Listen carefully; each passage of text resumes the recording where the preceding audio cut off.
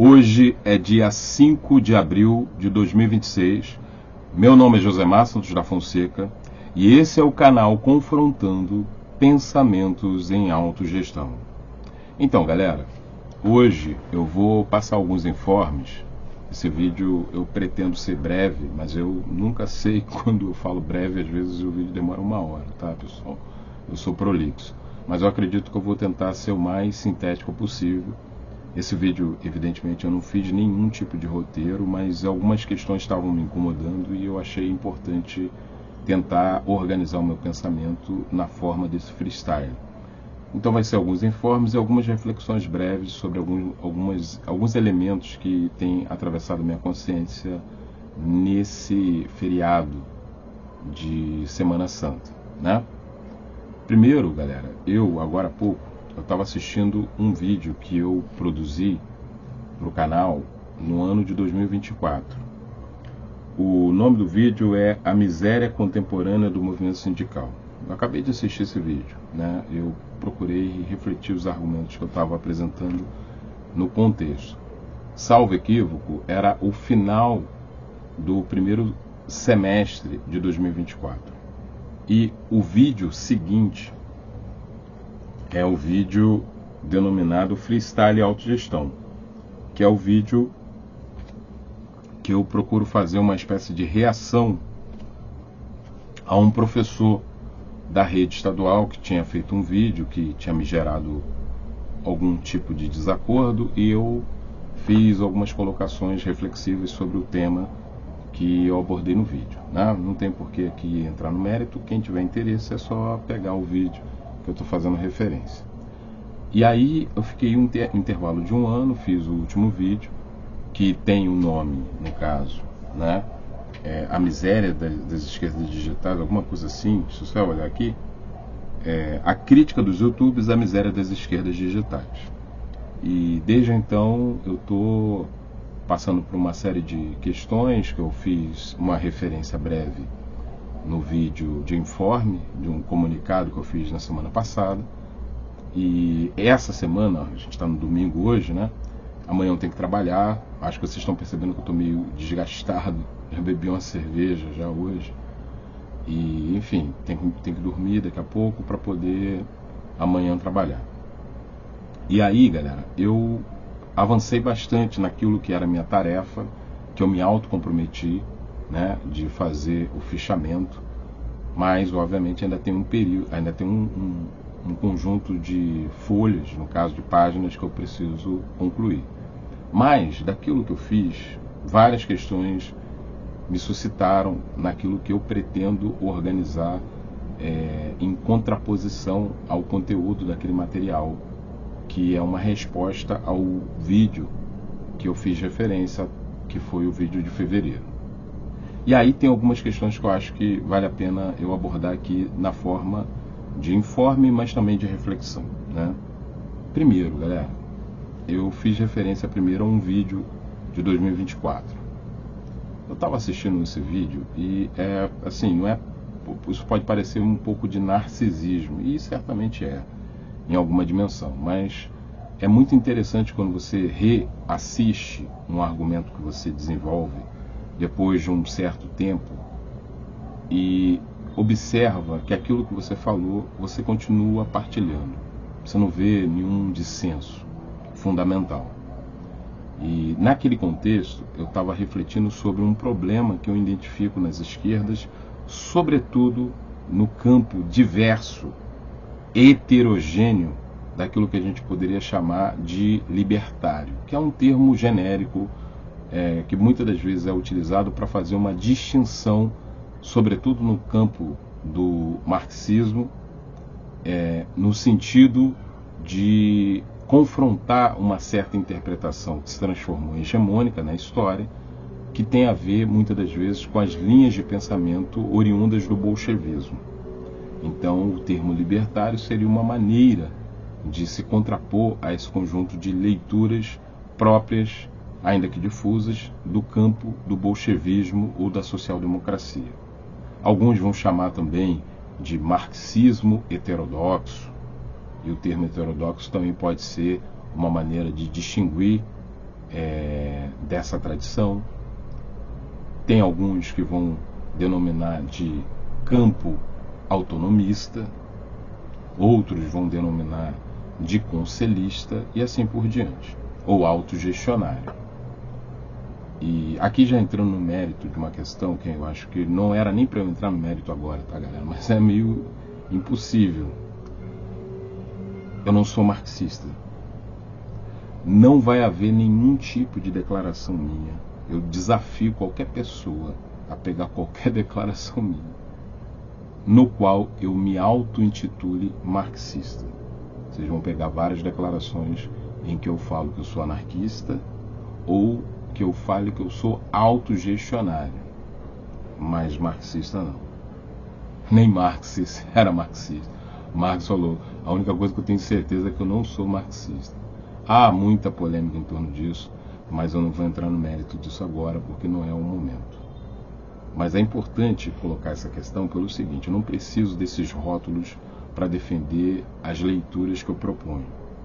E eu tenho, obviamente, o Marx, o Engels e Rosa Luxemburgo e vários outros autores como referência para chegar às minhas conclusões provisórias, mas a responsabilidade é minha, tanto por aquilo que eu acerto, mas também por aquilo que pode ser um equívoco, um erro.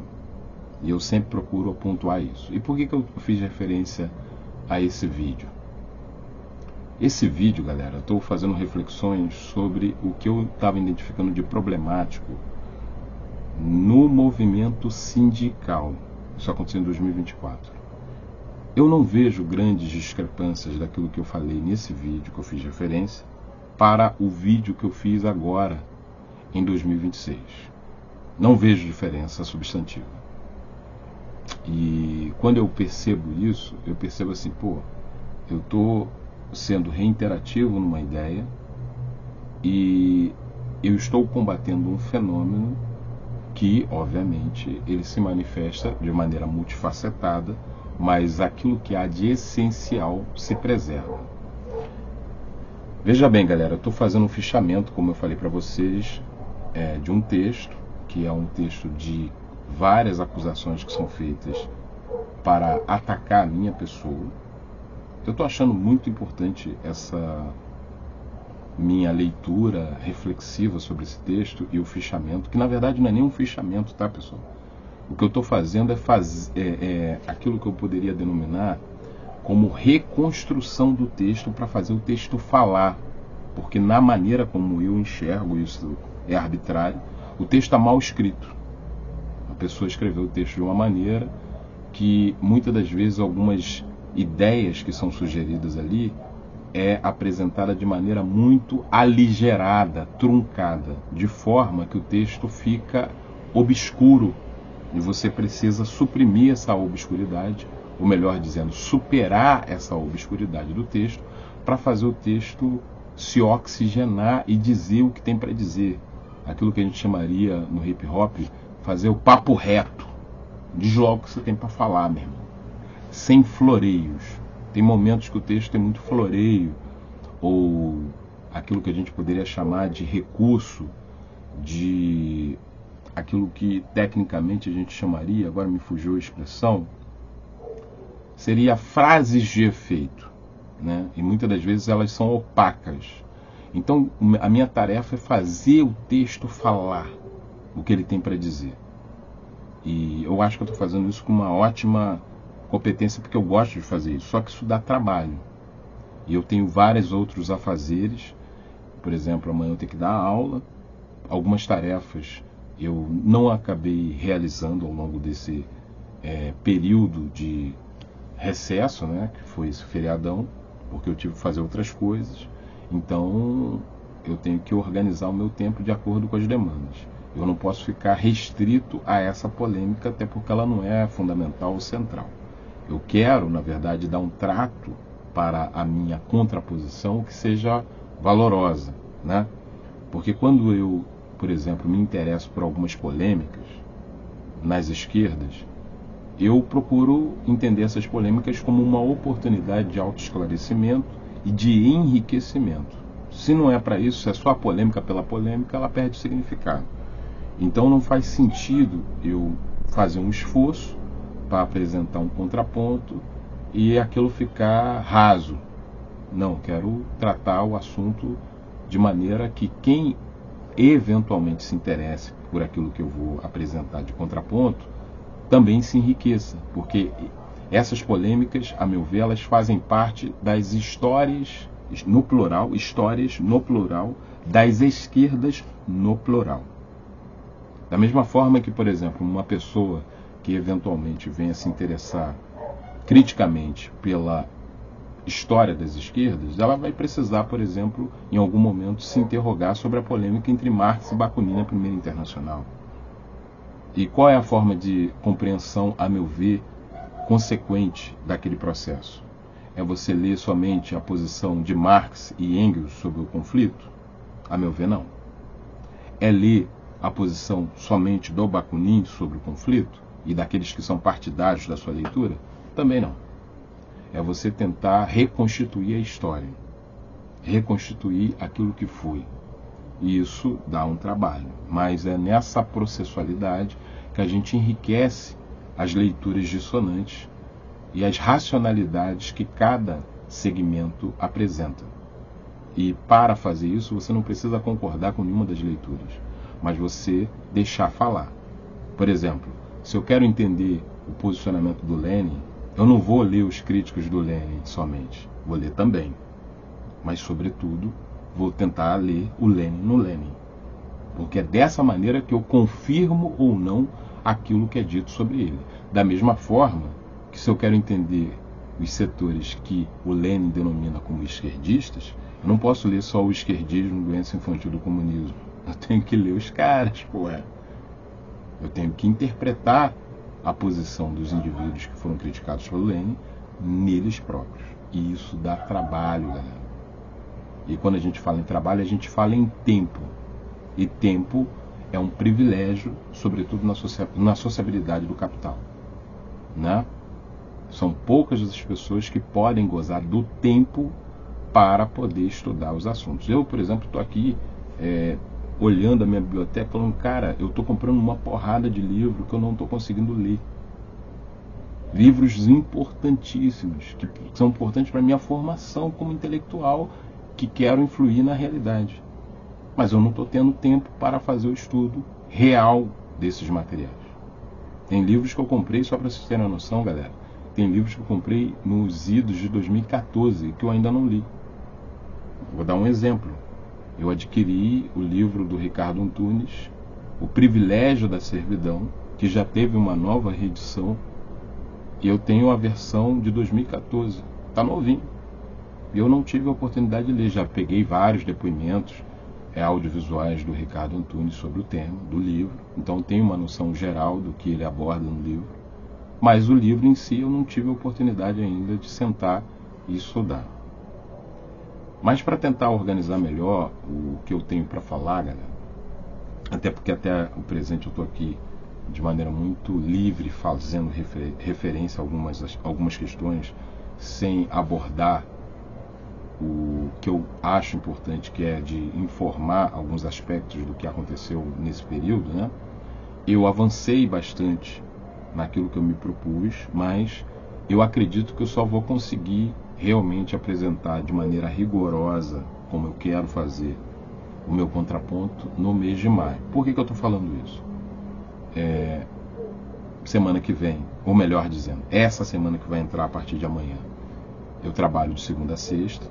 Na verdade, eu teria que participar de um ato público na quinta-feira, que vai ter uma paralisação da categoria que eu participo, dos profissionais de educação, mas eu sacrificaria demasiadamente uma turma que eu não pude dar aula essa semana, porque teve esse período, no caso do feriado, e eu dou aula para eles na quinta-feira, que é o dia do ato, e aí seria mais de 15 dias sem contato com essa turma. Eu não acho legal, então eu não vou fazer a paralisação em razão disso.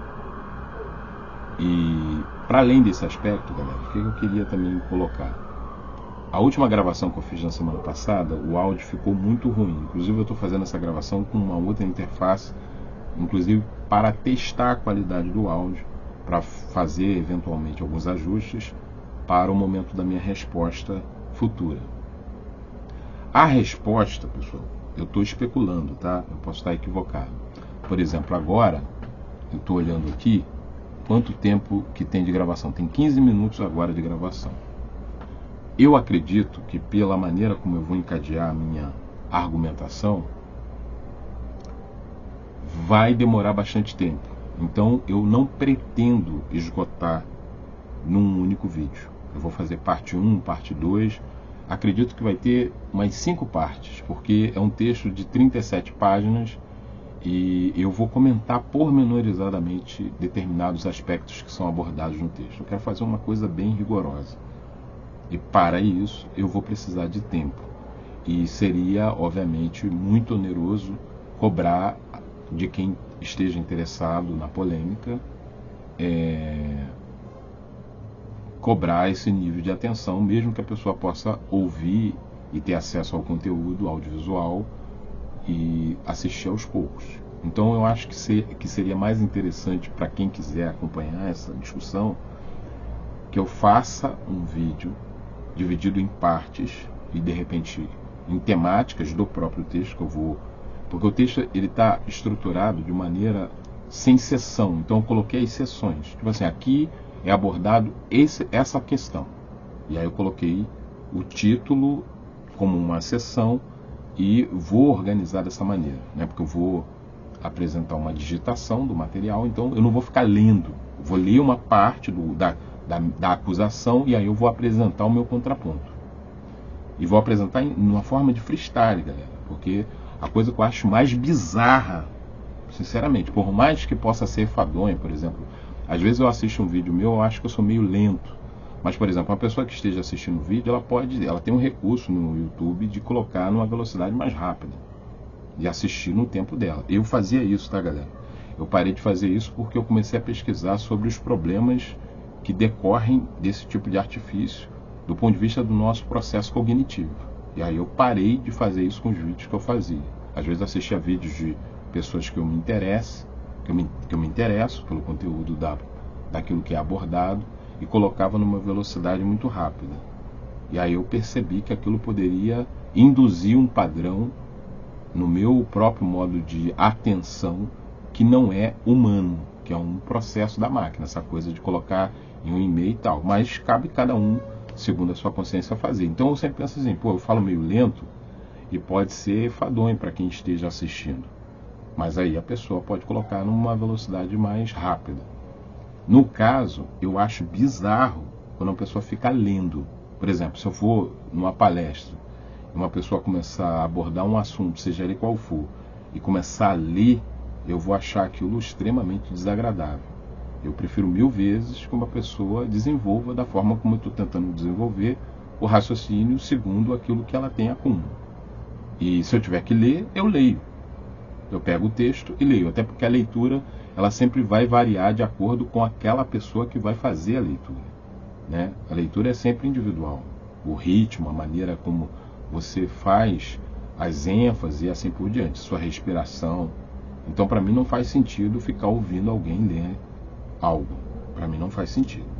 E quando eu for fazer a leitura, que eu vou ser obrigado a fazer a leitura, tá, galera? Já estou dizendo isso.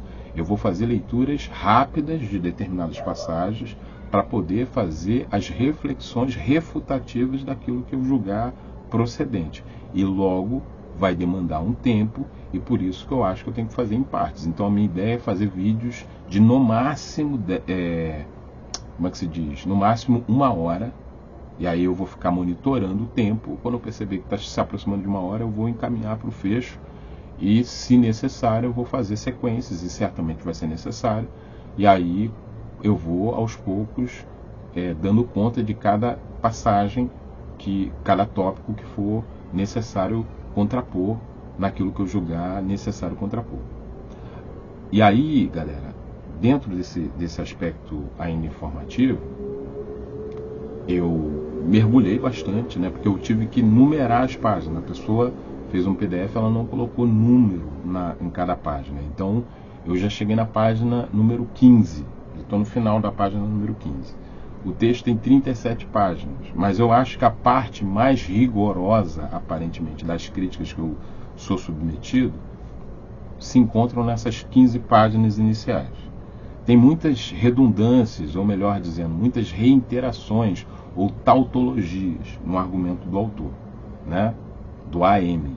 E eu vou, obviamente, dar conta dessas tautologias ou reiterações, enfim, né? De manutenções da mesma ideia que aparece em vários momentos, porque ele quer apresentar essas ideias como justificadoras daquilo que é a crítica que ele está expondo. Foi a maneira como ele apresentou a crítica, né? Mas vai ser, dentro daquilo que eu julgo apropriado, vai ser muito interessante refutar. Vai ser refutado tudo, tá? Isso eu garanto, fundamentado, bonitinho, por que eu estou contrapondo.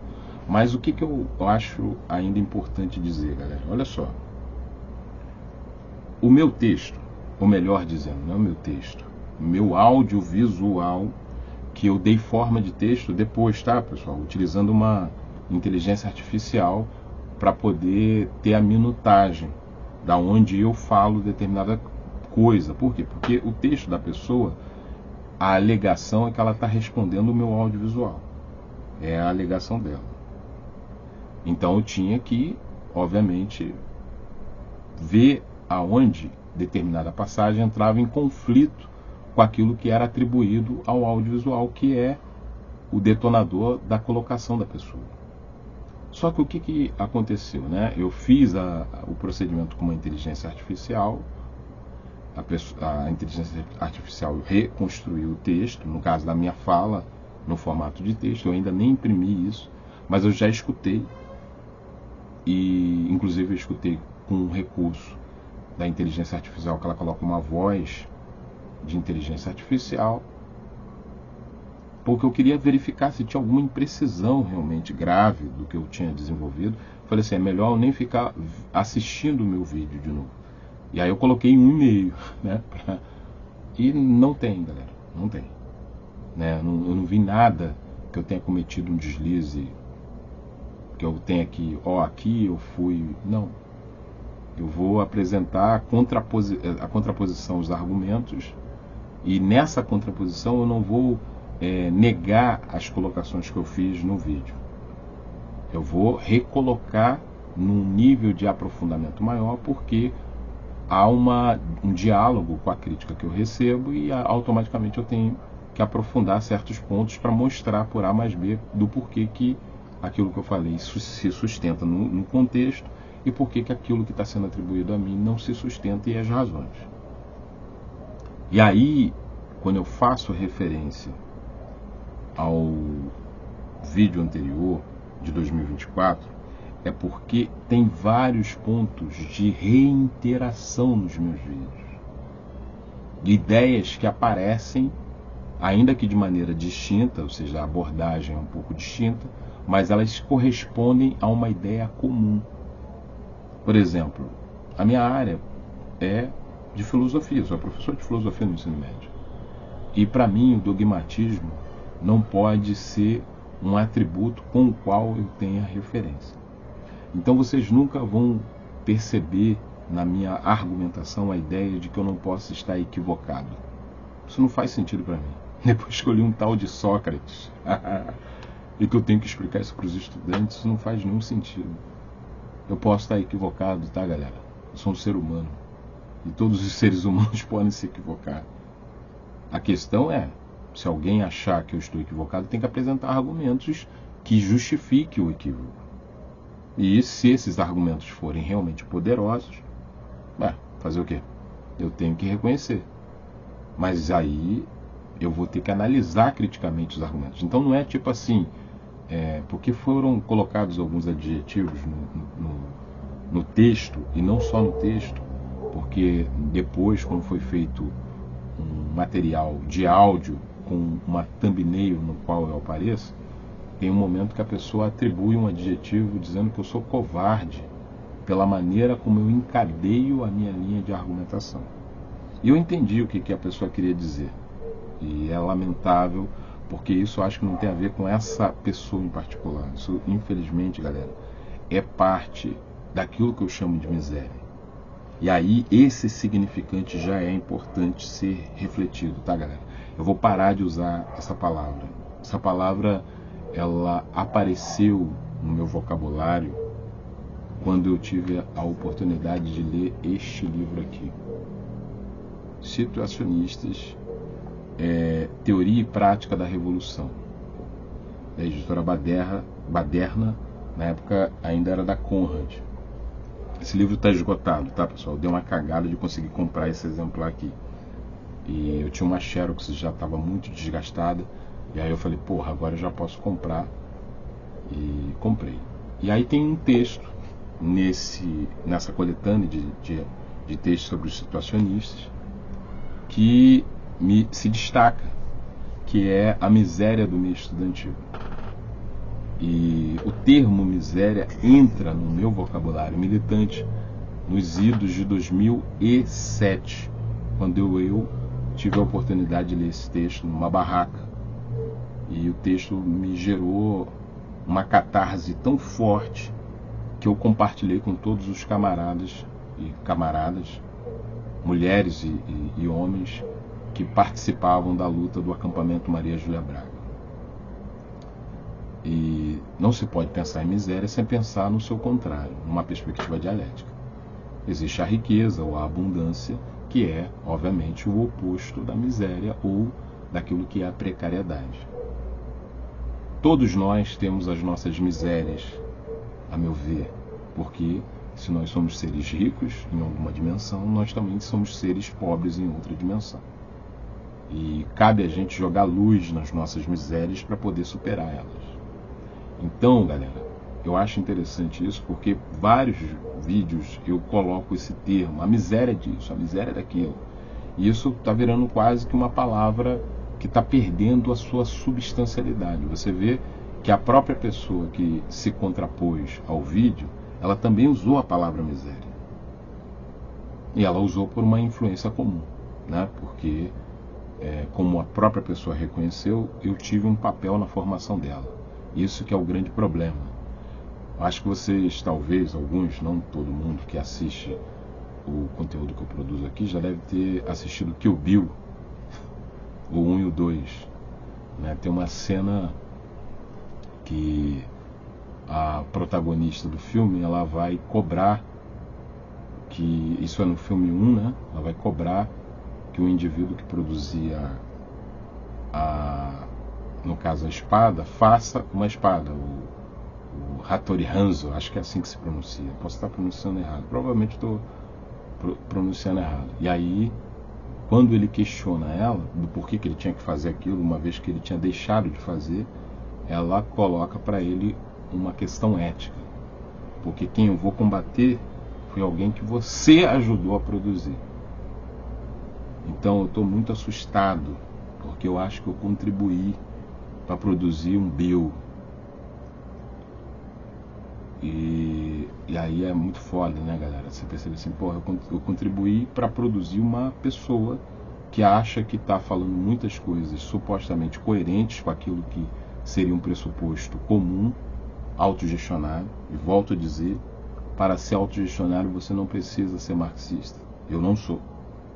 E isso não me impede de ler Marx com muito respeito e muito carinho, sabendo que ele é um ser humano, foi um ser humano como eu sou, com os seus acertos e os seus erros. Né? Para mim, Marx tinha vários equívocos, como qualquer ser humano tem. Eu tenho, e todos os outros seres humanos também têm. Entre seres humanos não existem santos. Inclusive, galera, é importante dizer, tá? Eu fiz referência à letra dos Paralamas do Sucesso no meu vídeo anterior. Tem gente que acha que eu estava ali defendendo uma tese dos puros. Puta que pariu. Eu não posso ficar entrando no mérito, tá, galera? Porque o texto que eu estou fechando está tão entranhado em mim que você acaba saindo pelos poros. E por que eu acho que era importante fazer esse vídeo aqui? Porque ele está meio caótico, mas eu gosto disso, tá, galera? Eu acho que esse fluxo de pensamento faz parte da nossa forma de comunicação. Porque nesse vídeo que eu acabei de assistir há algum tempo atrás, agora, né, faz menos de uma hora, um vídeo que eu fiz em 2024, eu estou criticando aquilo que eu chamo de sectarismo no campo, a gente pode chamar de libertário, de autonomista, de autogestionário e assim por diante. É o campo que eu gostaria de estar irmanado e que eu busco estar irmanado. Mas cada vez mais eu fico assim, caralho, cara, é muito difícil estar irmanado num campo que você começa a ver um problema que não é encarado como um problema, é encarado como uma virtude. Ou seja, essa pessoa que eu vou contrapor, ele é um exemplo assim bastante gritante, a meu ver, de sectarismo. A forma como ele se dirige a quem ele quer criticar é totalmente desrespeitosa, desqualificadora das outras pessoas. Estava vendo agora um material que ele fez sobre o Mano Brown, que eu falei, caralho, o cara só fala muita abobrinha e acha que está falando uma coisa muito significativa. O Mano Brown, que não teve acesso aos bens culturais que a gente teve no meio acadêmico. O cara fala um monte de coisa absurda, a meu ver. E tem um poder de ressonância ainda que mínimo, porque, objetivamente, galera, do ponto de vista da nossa forma de comunicação nessa plataforma capitalista que é o YouTube, você só é relevante quando a sua comunicação entra na escala de 100 mil inscritos para ir para cima. 50 mil, não vou dizer 100 mil, mas 50 mil para cima. Então, enquanto você não atinge essa marca, sua relevância é irrelevante. Mesmo assim, galera, eu sou daquela pessoa que trabalho com a ideia do qualitativo. Então, para mim, a quantidade não é o critério fundamental. Não que seja irrelevante, mas não é o critério que eu trabalho. Eu trabalho sempre com qualitativo. Para mim, uma pessoa que esteja realmente comprometida com a causa emancipatória, que esteja refletindo, para mim é relevante. É tão relevante quanto um monte de pessoas que também estejam comprometidas. Eu acho que a gente está aqui, durante o tempo que a gente permanecer nessa esfera humana, né? Porque daqui a pouco o nosso tempo acaba, a gente morre e fica o legado, se você tiver deixado algum legado. Então eu sempre fico pensando assim, será que eu estou colocando a semente para germinar, e essa semente vai germinar e vai gerar frutos que são significativos, uma árvore frutífera que vai, né? E óbvio que a gente não tem ingerência nenhuma, e nem tem que se responsabilizar, né? Quando o indivíduo lá faz a espada de Hattori Hanzo para poder dar conta da ratazana que ele ajudou a parir, que é o Bill, ele está fazendo aquilo porque ele está com a consciência, a má consciência, aquilo que a gente chama de má consciência. Veja bem, pessoal, eu vou começar a caminhar para o fecho, já está com 33 minutos, eu não estou querendo avançar muito nesse vídeo também não. Mas o fundamental do que eu queria compartilhar com vocês é que no vídeo que eu fiz de referência à miséria do meio sindical, quando eu estava falando do CEP-RJ, eu estava identificando isso num campo organizativo que atua no sindicato, com o qual eu até tenho algumas afinidades. Às vezes a gente, em determinadas assembleias, eu voto em determinadas proposições que são formuladas por esse campo. E, no entanto, eu tenho muita diferença na própria maneira como eu penso a realização da interferência política. Muitas pessoas poderiam dizer, com base no Freud, que isso é parte daquilo que a gente chamaria de narcisismo das pequenas diferenças. Eu acho que pode ser também isso, mas eu acho que tem algo além. Eu estou tentando destacar um problema. Esse problema do sectarismo sequer aparece como tal no texto que eu estou fazendo o tal fichamento, que não é nem um fichamento, é uma reconstrução do texto para fazer o texto falar, porque o texto é truncado em várias passagens. E quando eu digo isso, galera, eu digo isso pelo seguinte: na maneira como eu interpreto o problema, é que esse campo que é internamente heterogêneo, ele não consegue se interrogar sobre os seus problemas. Ele é muito consequente para apontar o dedo para o outro. Dizer, ó, aí tem problema, ali tem problema, ali tem problema. Mas ele não consegue se colocar em questão. Ele já está resolvido. Ele já está pronto. Ele já está com todas as formulações fundamentais estruturadas. E eu, por exemplo, não acho que eu esteja nessa posição. Eu estou o tempo inteiro me interrogando até onde aquilo que eu chego de conclusão corresponde ao que eu acho que realmente corresponde assertivamente ao problema. E eu falo isso pelo seguinte, como eu havia dito, né? O texto dos situacionistas influenciou uma militância pregressa minha muito importante. Eu continuo tendo vários acordos com esse texto. Eu, inclusive, fiz o fichamento desse texto há pouquíssimo tempo. E vejo muitas limitações. Tem muitas virtudes, mas nem tudo é virtudes. Nessa geração. A começar pelo Guy Debord, um tiraninho. Para dizer pouco, né? Quando a gente estuda a biografia do Guy Debord, puta que pariu. E nem foi ele que fez o texto. É importante também dizer isso. Né? Os situacionistas foram conhecidos por uma formulação textual que não partiu dos dois grandes expoentes, que era o Raoul Vanegai e o Guy Debord. E o Guy Debord, ele realmente teve práticas muito problemáticas, para ser eufemista, durante o período em que ele esteve à frente da proposta de estruturação e associação que foi a Internacional Situacionista. E nem por isso deixou de contribuir para pensar criticamente o mundo. Mas isso não implica em dizer que ele era um santinho perfeito que a gente tem que adorar. Ninguém é, tá, galera? Ninguém é. A esquerda, e eu falei isso no meu vídeo, nesse vídeo que é objeto de observação crítica pela pessoa que fez a resposta, né? Eu falo isso numa certa passagem. Que a esquerda não é imune a nada do que ela combate na sociabilidade humana, na sociabilidade do capital. Ela é atravessada. Eu acho que aquela figura do Smigel, ela é muito significativa para a gente entender a dinâmica das esquerdas no plural e as suas misérias. Mas eu vou parar de usar esse termo, que inclusive não é nem dos situacionistas, tá? Os situacionistas, eles são conhecidos por parafrasear passagens de textos de vários autores, dentre os quais se destaca o próprio Marx.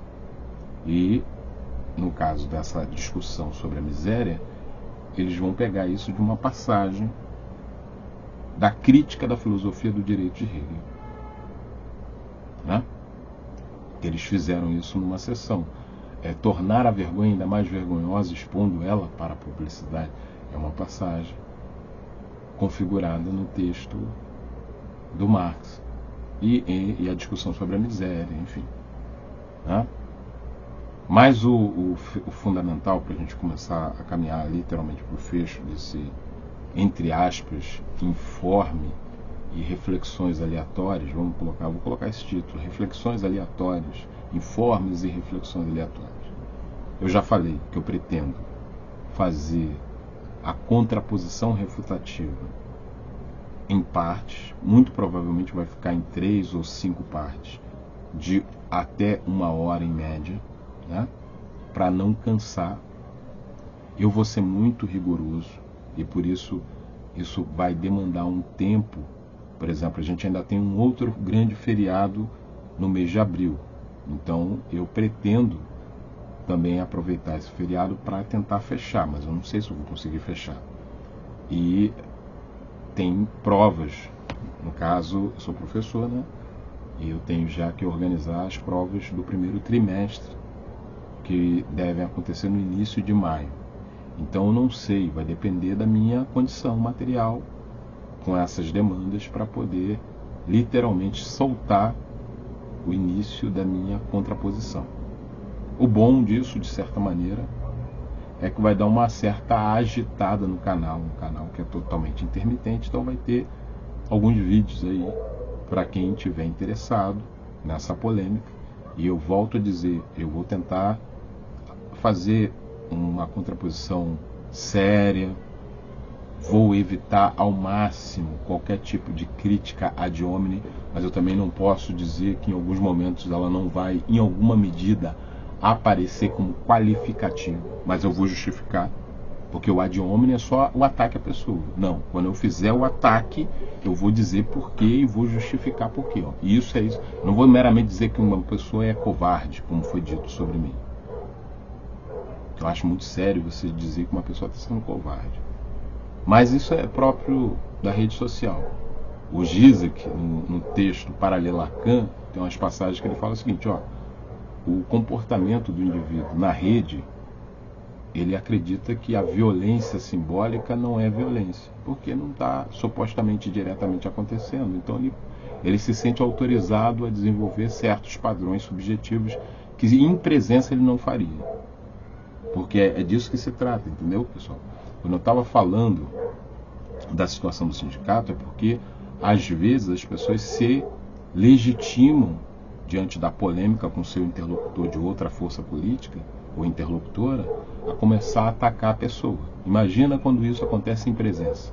Chega uma hora que a coisa pode sair do controle. E sai do controle. E isso não é interessante para nenhum setor das esquerdas. A esquerda só tem a perder com esse tipo de situação. E isso não implica em dizer que a polêmica não tenha que se dar. Mas polêmica não é vale tudo. Não é você chegar e começar a desqualificar humanamente as pessoas de outras leituras de realidade para você apresentar a sua leitura como a única possível e correta. Então, quando eu vejo isso partindo de pessoas que se reivindicam autogestionários, eu falo assim, caralho, meu irmão, tem alguma coisa que não está legal. E eu acho que vocês que estão assistindo esse vídeo já estão percebendo o que eu estou tentando propor, com muita dificuldade talvez, nesse raciocínio aqui que eu estou propondo. Quando eu cito o Kill Bill, quando eu cito o Senhor dos Anéis e o Sméagol, eu estou tentando dizer que a gente precisa começar a se interrogar sobre as nossas atitudes como parte das esquerdas, e mais especificamente do campo que se autoproclama autogestionado. Que é muito sério, galera, isso. Quando uma pessoa, em nome de uma certa leitura que ela quer defender, tem que utilizar de desqualificação humana daquelas pessoas com as quais ela polemiza, isso para mim não corresponde àquilo que eu tenho como referência. E eu não quero ter isso como referência. Eu não quero, em hipótese nenhuma, achar que isso é normal. E veja bem, galera, isso é importante da gente também analisar. Como eu falei para vocês, eu me coloco no campo da autogestão. Eu não sou marxista. Nunca disse isso. Qualquer pessoa que militou comigo sabe disso. Isso é muito sério. Eu estou falando isso, eu já estou meio que entrando no mérito. Não era para entrar no mérito, mas... porque isso aparece no texto do indivíduo. Marxista libertário. Marxista libertário. Puta que pariu. Cara, assim... isso é de menos, tá, pessoal? Fala muitas besteiras. Essa é só uma delas. E eu acho que nem ele sabe o que ele é. Tem hora que ele se diz anarquista, tem hora que ele se diz marxista libertário. Eu acho que ele nem sabe o significado dessas expressões, né? Ou pensa que sabe, enfim. O fundamental é que tudo está na história. Inclusive as expressões, elas emergem no contexto sócio-histórico. Então é importante perceber que o modo como a polêmica nas esquerdas acontece também pode ser registrada na memória sócio-histórica e as críticas que são apresentadas com relação a certos padrões de polêmica. Inclusive um tal de Marx, um tal de um senhor aí chamado um tal de Marx, que às vezes se excedia profundamente na forma como tratava a polêmica com alguns indivíduos. A crítica desapiedada. Crítica desapiedada. Tem que perceber o que está chamando essa parada. Então, por exemplo, a crítica que o Marx faz ao Etling, inclusive isso é retratado no filme. Isso é retratado no filme que é feito. Pode dizer, mas aquilo ali é um filme. Não. Etling era um militante, com todos os equívocos que eventualmente ele pudesse ter, um militante de base. Fazia a mediação entre aquilo que era a teoria abstrata, mais refinada, e aquilo que era o nível de consciência dos setores explorados e oprimidos com os quais ele dialogava. E por isso que no filme tem uma hora que os dois indivíduozinhos novinhos, né, os dois intelectuaizinhos pequeno-burgueses, Marx e Engels, tomam uma chamada. O maluco da associação lá, né, que eles estão tentando se vincular, o cara fala, olha só, vocês estão achando que vocês são quem, meu irmão?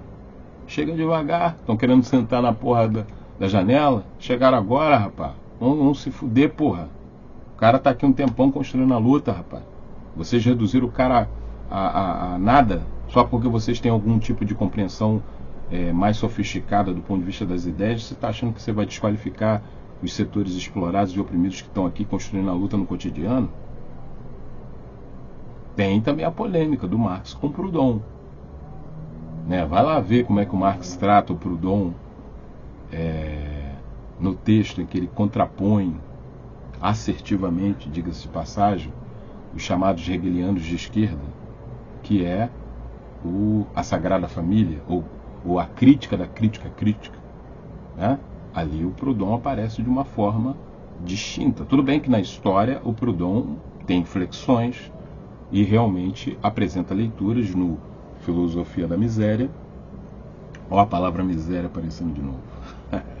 No Filosofia da Miséria, que tinham que ser contrapostas, e naquele contexto o Proudhon era como um youtuber de grande projeção, né? Guardado os paralelos, ele era o cara, né? E aí o Marx fala, não, tem que contrapor esse cara aí, porque ele tem um poder de influência no movimento operário, que se a gente não contrapor a leitura dele, o movimento operário tenderá potencialmente a se guiar pelas ideias que ele defende. Então foi feito a miséria, o termo miséria de novo, a miséria da filosofia, que é um texto muito rico, muito importante, e que eu reivindico várias passagens daquele conteúdo. Mas é importante também dizer, tá, galera? Eu tenho duas versões publicadas no Brasil, uma da Expressão Popular e uma da Boitempo.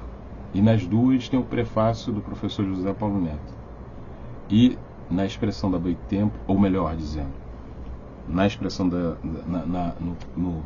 na publicação da Expressão Popular, tem um prefácio e tem um pós-fácio e tem uma carta, que eu não sei se está no prefácio ou se está no pós-fácio, mas tem essa carta do Proudhon, porque uma das propostas era que se criasse uma espécie de colaboração onde vários segmentos organizados do movimento operário no século XIX iriam trocar correspondências. E o Marx convida o Proudhon para colaborar naquela iniciativa. Acho que era um comitê de correspondência, não sei a expressão agora que eles deram para o grupo.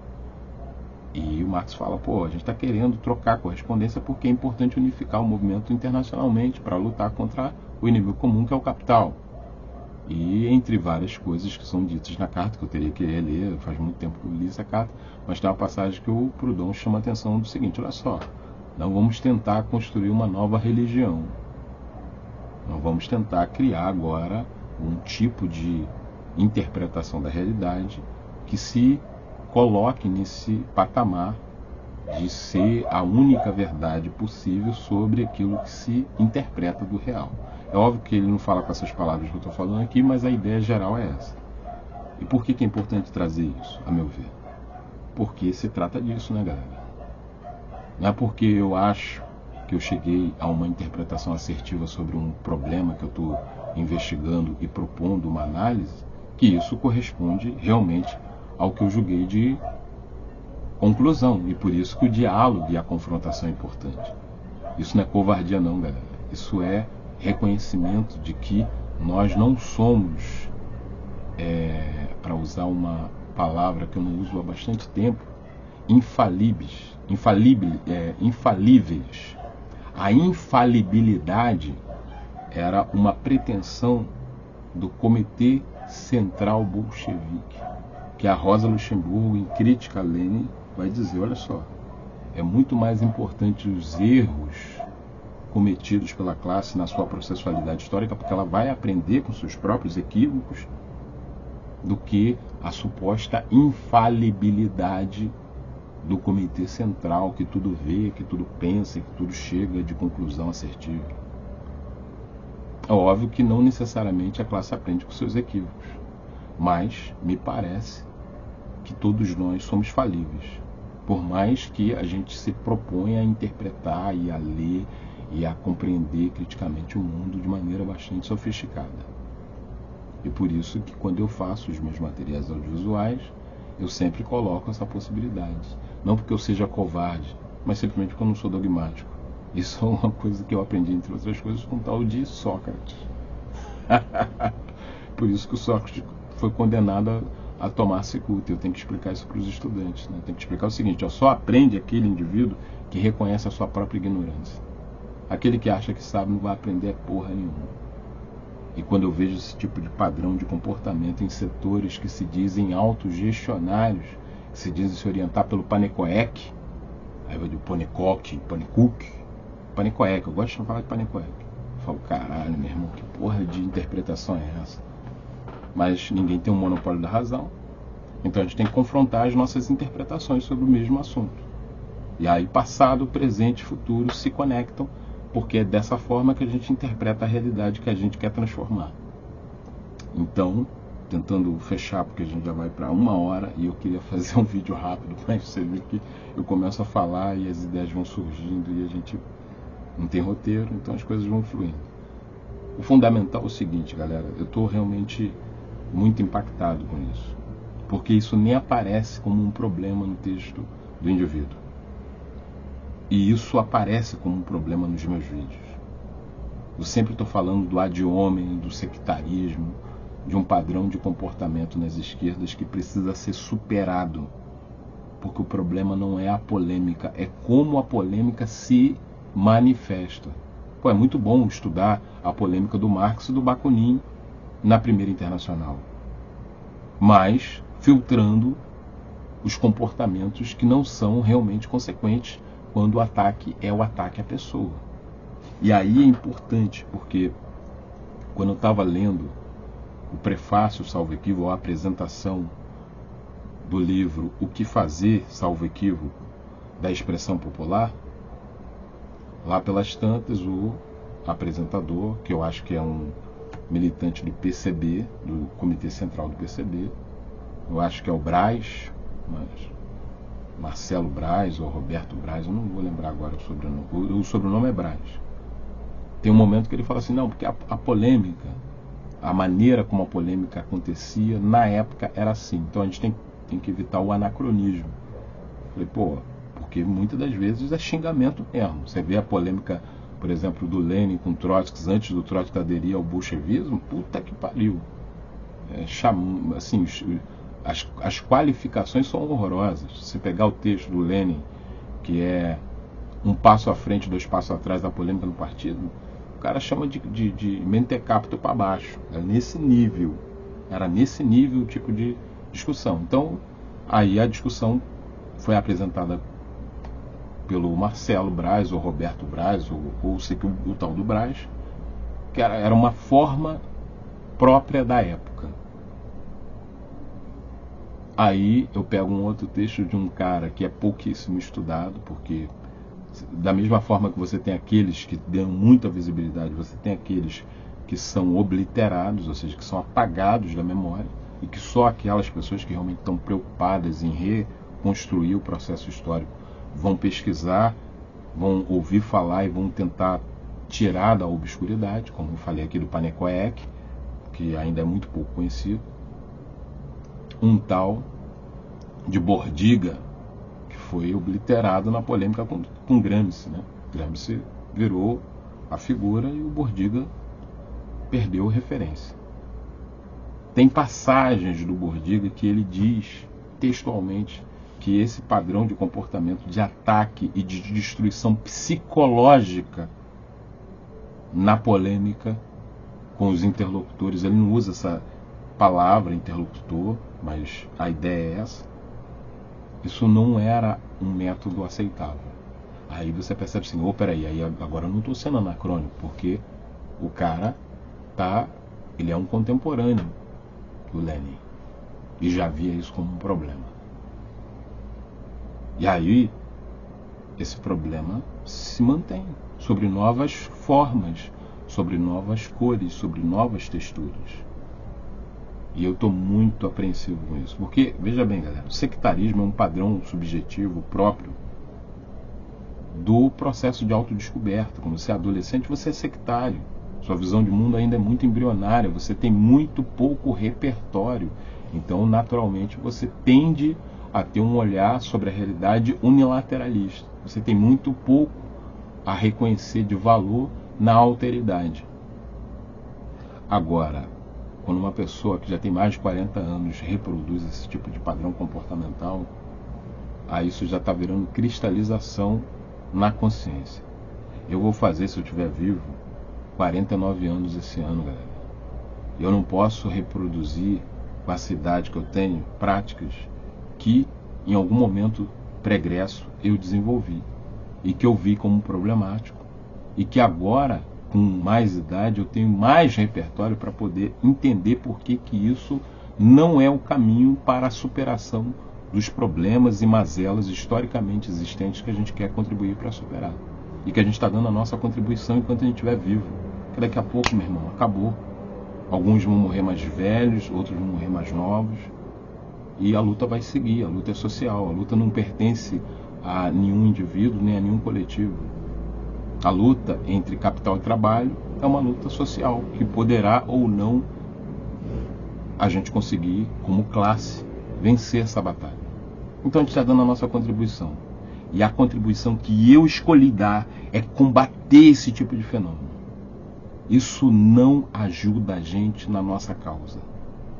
Isso só atrapalha. E isso não tem nada a ver com rebaixar programa, com não marcar a leitura crítica que a gente quer defender, mas saber fazer isso, saber apresentar o argumento sem recorrer a esse tipo de viés, que é de tentar destruir a pessoa do interlocutor ou da interlocutora. Isso não. E por isso eu faço questão de dizer, eu não vou jamais utilizar desse tipo de artifício para contrapor leituras que eu não tenho nenhum acordo, mas que eu não acho que eu precise utilizar desse viés para poder contrapor. E aí, se o cara é web comunista ou não é, tanto faz. A questão não é essa. Para mim, pelo menos, não é. Enfim, galera, eu não vou seguir porque eu acho que eu estou com dificuldade também de organizar o pensamento, até porque esse vídeo foi feito totalmente na improvisação completa, mas eu só queria deixar bem explícito que eu não estou parado. É porque eu tenho outros afazeres, que eu nem entrei no mérito desses afazeres da minha vida privada, porque eu achei que não fazia muito sentido eu expor isso aqui, já expus no vídeo anterior, mas para dar uma satisfação também para as pessoas de que, se depender pelo menos de mim, eu vou tratar dessa polêmica num alto nível. Posso fracassar, porque todos nós podemos fracassar, mas se depender de mim, eu vou tentar contribuir para uma polêmica de alto nível, independente da forma como aquela pessoa me tratou. É isso, galera. Vamos tentar seguir contribuindo para a gente superar criticamente essas misérias, que eu vou tentar utilizar outras expressões para dar conta desse fenômeno, que não a palavra miséria, que já está ficando desgastada. E por mais que ela tenha um significado, mas eu acho que a gente pode encontrar outras maneiras de abordar o problema. Então, assim que possível for, eu retorno para poder finalmente começar a desenvolver o meu raciocínio em torno dessa polêmica e daquilo que são as considerações refutativas que eu quero compartilhar nesse espaço, para a gente seguir refletindo e tentando agir na realidade, porque é disso que se trata, tentando superar esse atual estado de coisas existentes. seja na nossa interação, mas sobretudo na luta entre capital e trabalho, na perspectiva da emancipação proletária. É isso, galera. Confrontando pensamentos em autogestão. Até breve.